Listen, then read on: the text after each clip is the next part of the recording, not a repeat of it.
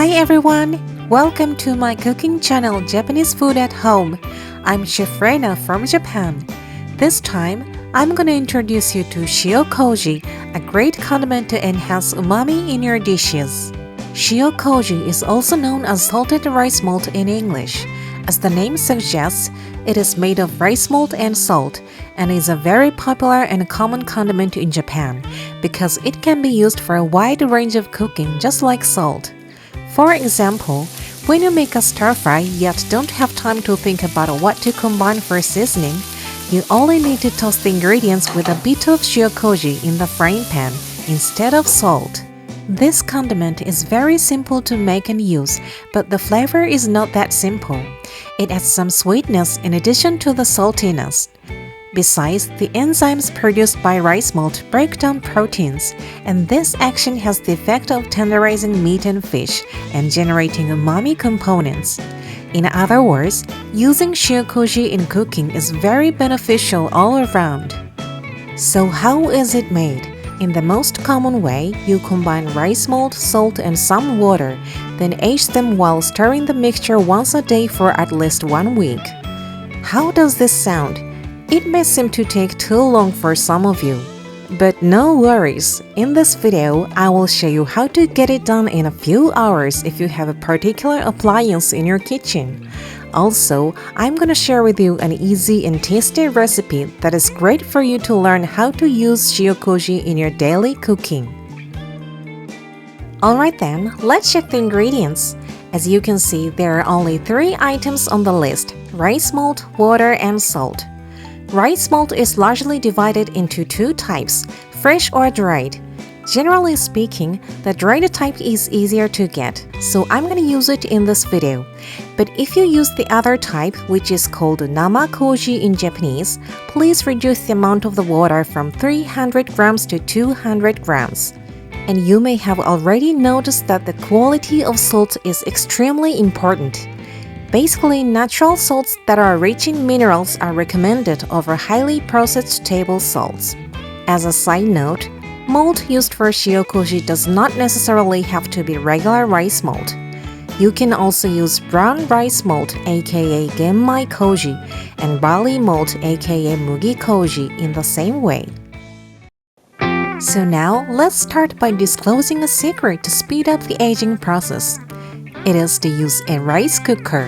Any cooker will work as long as it has the keep warm function.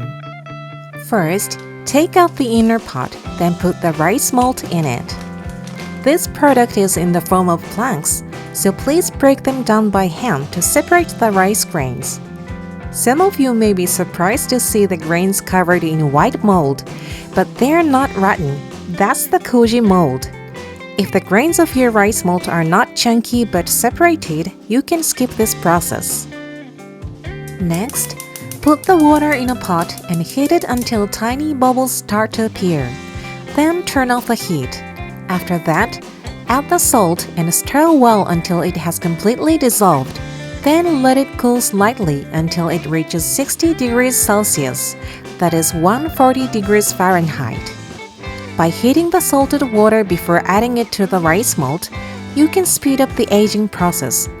But at high temperatures, the koji mold will be killed and the enzymes will be deactivated, so please ensure the salted water is 60 degrees Celsius or lower.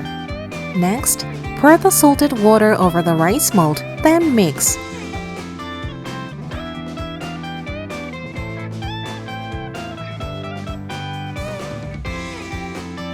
After that, put the pot back in the rice cooker.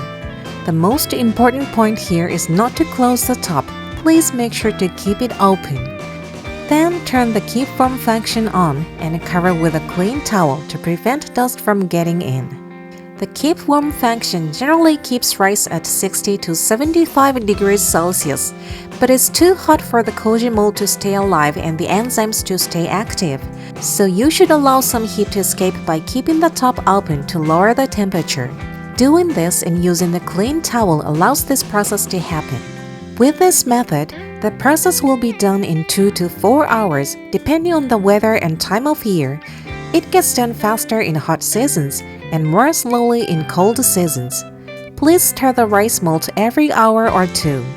To check if it's done, try mashing some grains with your fingertips. If they easily become pasty, they are done. If you feel some grainy substances like sand, your rice mold needs more time, so please check again an hour later. Once it's finished, turn off the rice cooker, then leave to cool.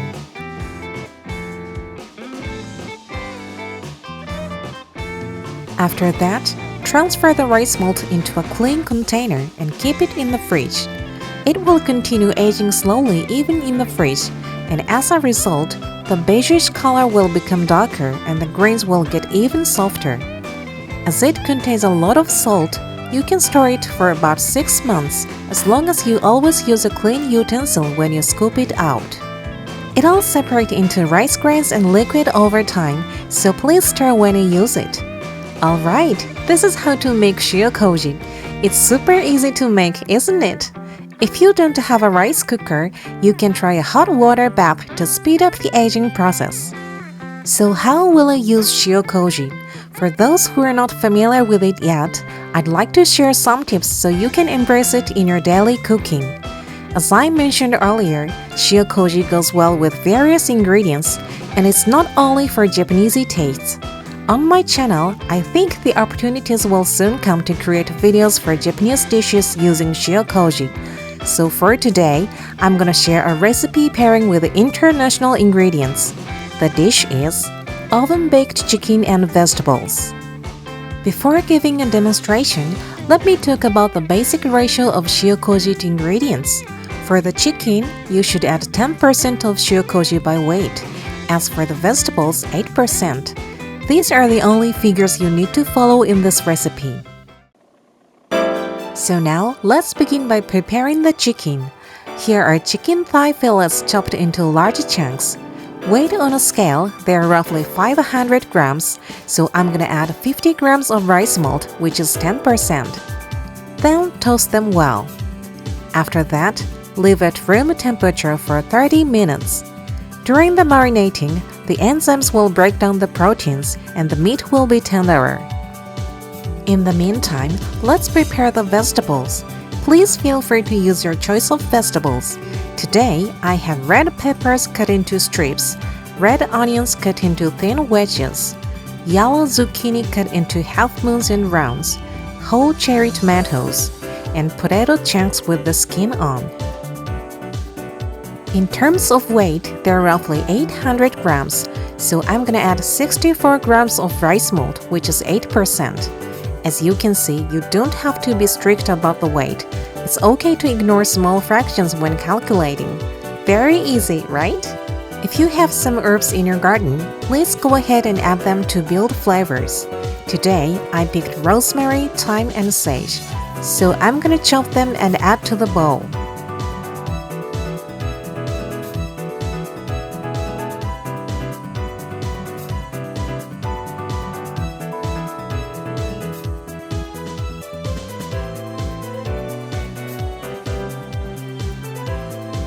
Besides, I'm gonna add some garlic, easing the preparation by using a garlic press. The herbs and garlic are optional, so please adjust to your own palate. You can also add some spices if you wish. Lastly, drizzle some olive oil and toast well to coat.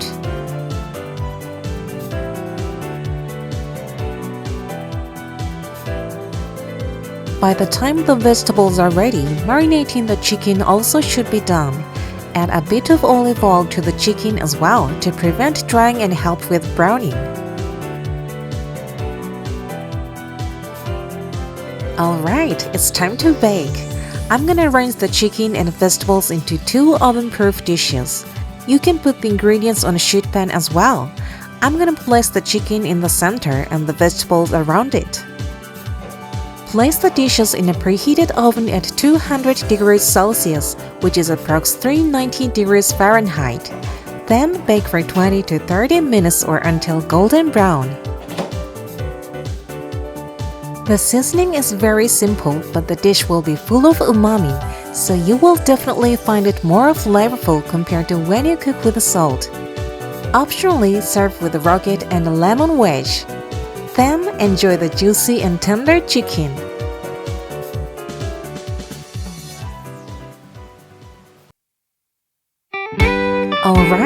This is how to make shiokoji and how to use it.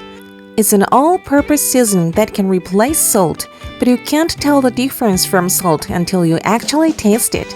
So please try making it. I hope this video will make shiokoji more familiar to everyone. In the next video, I will show you how to make a seasonal confection that represents Japanese apricots. Don't forget to subscribe to this channel if you want to see how it is made. Thank you for taking the time to watch. Have a great day with delicious food. See you next time.